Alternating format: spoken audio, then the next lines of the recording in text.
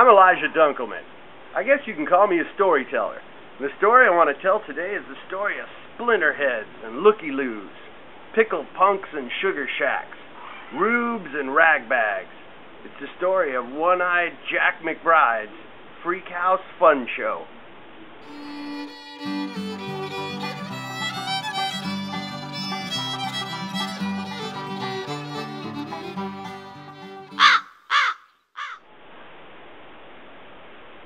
The year was 1934, and the people of McDermottville, Arizona were being punished by the hottest October in 50 years. The economy had gone south of Hoover's trousers, as the saying went, and there wasn't much for the people to look forward to.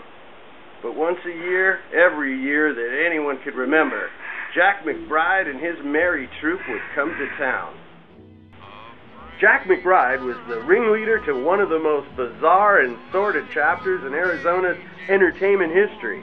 He is remembered equally for the spectacle that was the Freak House Fun Show and for the horrific events that occurred on the evening of the carnival's final engagement.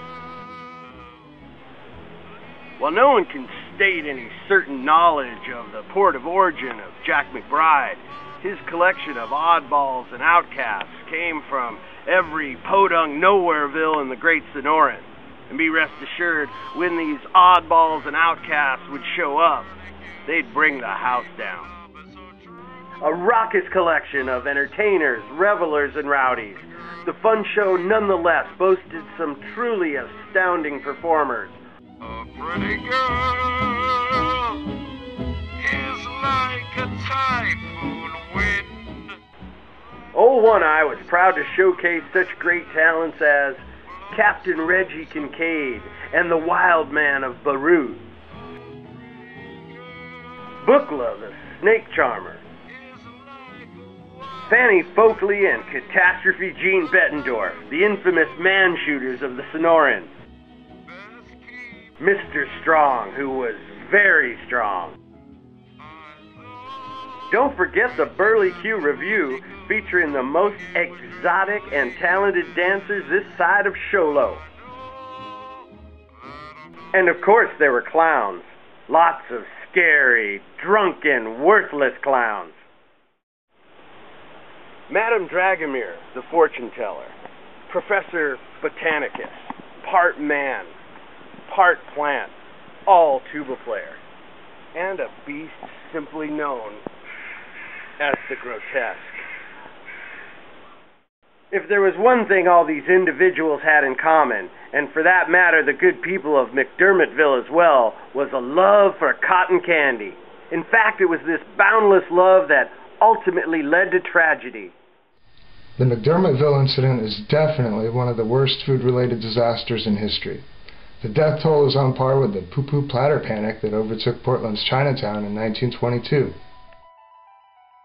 As the evening's festivities ensued, shortly after sundown, someone poisoned the cotton candy. It wasn't long before the whole festival was inflicted with a sickness that revealed itself through crippling nausea, tears of blood, then certain death.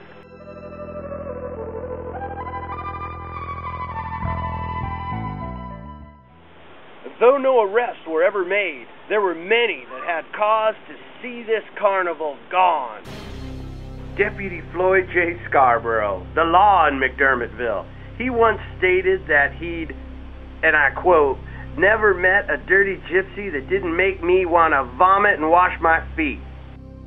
Mayor Francis Lester Jameson McDermott, a man with a disdain for what he called inappropriate approbations, which essentially meant anything that didn't make him money. It should also be noted that the good Mrs. McDermott was reputed to be a well-known figure at the dice games behind the Dunkin' tank. Lastly, there was Joe the Weasel Parchinsky, the lowest rung on the carny ladder, a man so devoid of talent or ability that he was relegated to the worst job in the carnival, cleaning up after the wild man from Beirut. A job even Henry the Welshman wouldn't do. 3 individuals, 3 theories. Yet scholars have a whole other image of what might have happened. In the year 1897, in a small village on the Isle of Man known as Lac-a-Demacanesh, 136 town people and carnival workers ate themselves to death by way of a poisoned batch of what was then known as fairy floss. Today we call it cotton candy. Symptoms included nausea, tears of blood, then death. Mysteriously, the sole survivor was a strange tinker boy of unknown origin who vanished into the night before he could be thoroughly questioned. Historical records and media accounts of what came to be known as the Lac-a-Demacanesh candy horror described him only as, quote, a gypsy boy of 12 years, missing one eye. Could that boy have been Jack McBride? Opinions may vary as to what happened that night in McDermottville. But one fact is certain. Though many bodies were counted, Jack McBride was not among them.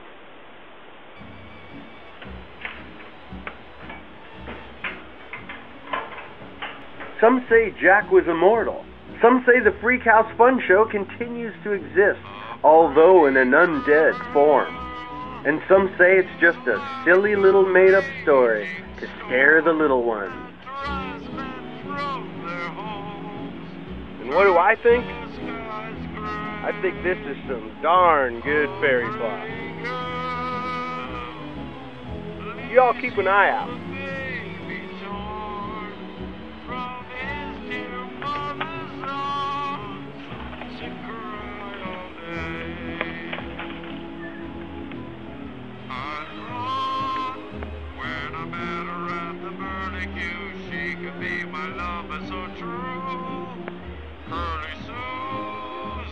The girlie for me, but she might be the girlie for you.